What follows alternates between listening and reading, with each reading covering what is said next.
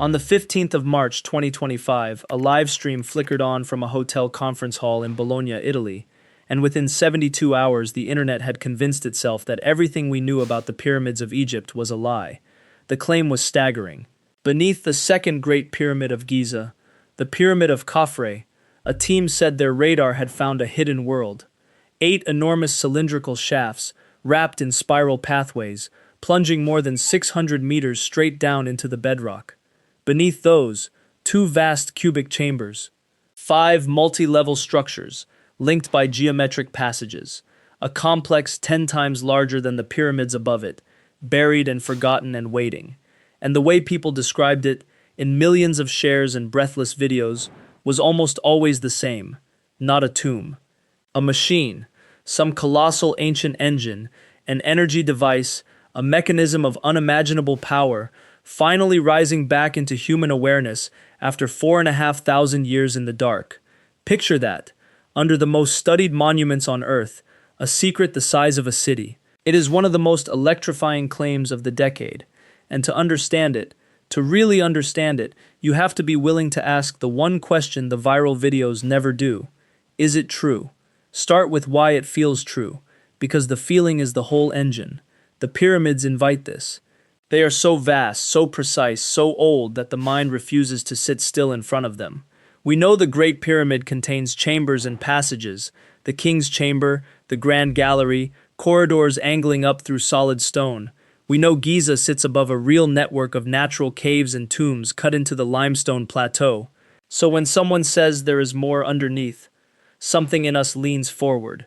Because of course there is. There always seems to be more. And this particular claim came dressed in the language of science.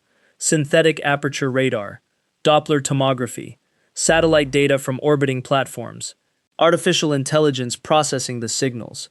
The 2 names attached, Corrado Malanga of Pisa and Filippo Biondi of Strathclyde, carried university affiliations.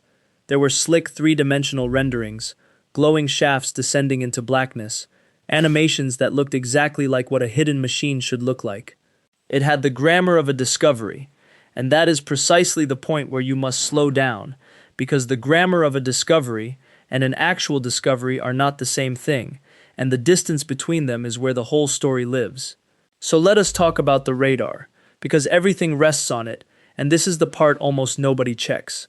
The technology they used, SAR, is real, and it is genuinely powerful. Satellites use it to map terrain, to measure how the ground shifts a few millimeters after an earthquake, to track subsidence in cities. But here's the thing about the radar these satellites use. Its waves are tiny. The Cosmos SkyMed system works in what is called the X-band, with a wavelength of around 3 centimeters. And there is an iron law in physics that the mystery videos simply never mention. A radar wave can only probe about as deep as its wavelength and the material allow. And when those short waves hit dense rock, limestone and granite, they do not go hundreds of meters down. They stop, within centimeters, maybe meters, under ideal conditions, not 648 meters. Not even close. Sit with the scale of the gap. They claim to image structures nearly half a mile underground using a tool that, against solid rock, penetrates about as far as your hand. It is the same reason your phone loses signal the moment you step into a tunnel.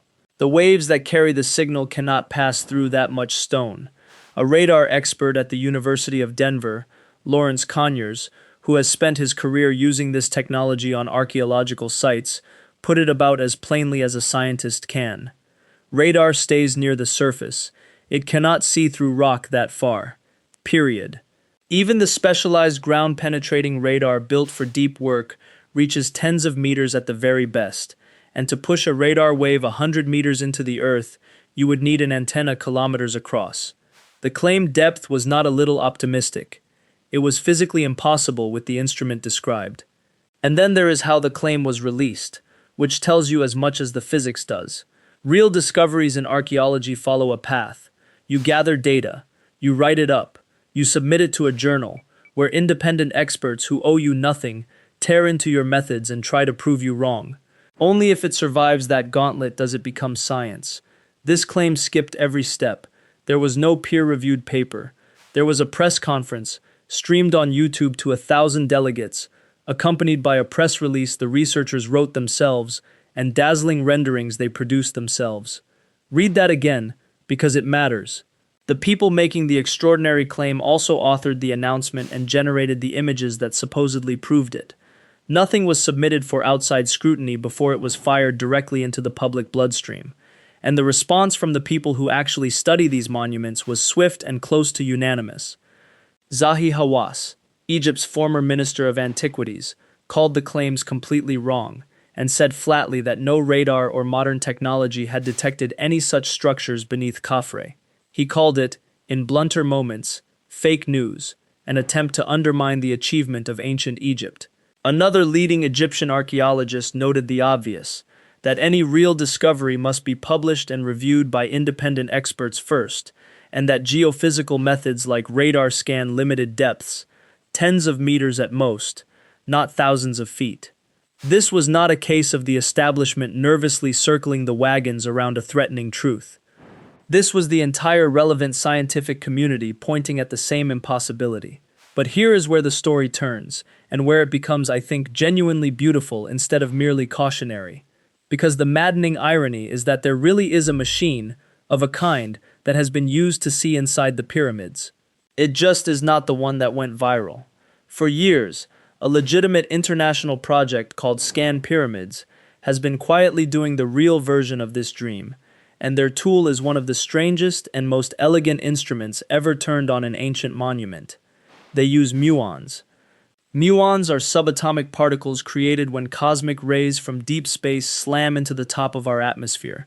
They rain down on the entire surface of the Earth constantly, passing through you, through the ground, through everything, right now. And crucially, they pass through solid stone, but they are absorbed a little more by rock than by empty air. So if you place detectors inside and beneath a pyramid and patiently count the muons arriving from every direction over months, the empty spaces reveal themselves, because slightly more particles survive the journey through a void than through the same thickness of stone. It is like taking an X-ray of a mountain using the sky itself. No drilling, no damage, just cosmic particles and patience. And it worked. In 2017, using this method, the Scan Pyramids team announced a real find inside the Great Pyramid of Khufu.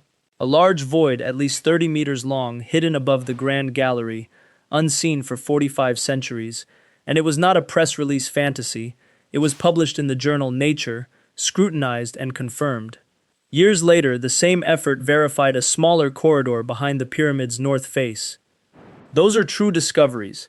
They are modest next to a buried megacity. A void, a corridor, not a machine, not an underworld. But they are real, and being real is the entire difference. So what actually resurfaced on that day in March 2025? Not an ancient engine. What resurfaced was something about us. Look at the two stories side by side. On one hand, a genuine void inside Khufu, found with cosmic particles, published and confirmed, thrilling in its quiet way. On the other, a spectacular subterranean machine that racked up millions of views, and that the laws of physics say the instrument could not possibly have seen. And it was the impossible one that swept the world. The renderings were shared 10,000 times, while the correction, the patient explanation that radar cannot pass through half a mile of rock, barely traveled at all. That is the real anomaly buried under Giza. Not a device of lost power, but the pull these monuments exert on the human mind, a pull so strong it can manufacture a city out of noise and dress a wish in the costume of science. And I want to be careful here, because the wish itself is not shameful. It is the same hunger that built the pyramids in the first place. The refusal to accept limits, the need for the world to be vaster and stranger than the daylight version. But there is a discipline that has to ride alongside the wonder, or the wonder eats us. The discipline of asking, how do you know? Of noticing when the people selling the miracle also printed the ticket. The pyramids do not need a hidden machine to be miraculous. They are already the astonishing, patient, provable work of human beings who moved mountains of stone with rope and ramp and staggering will. That is the true story, and it has been sitting in plain sight the whole time, above the ground, in the light, waiting for us to be humble enough and awake enough to see it.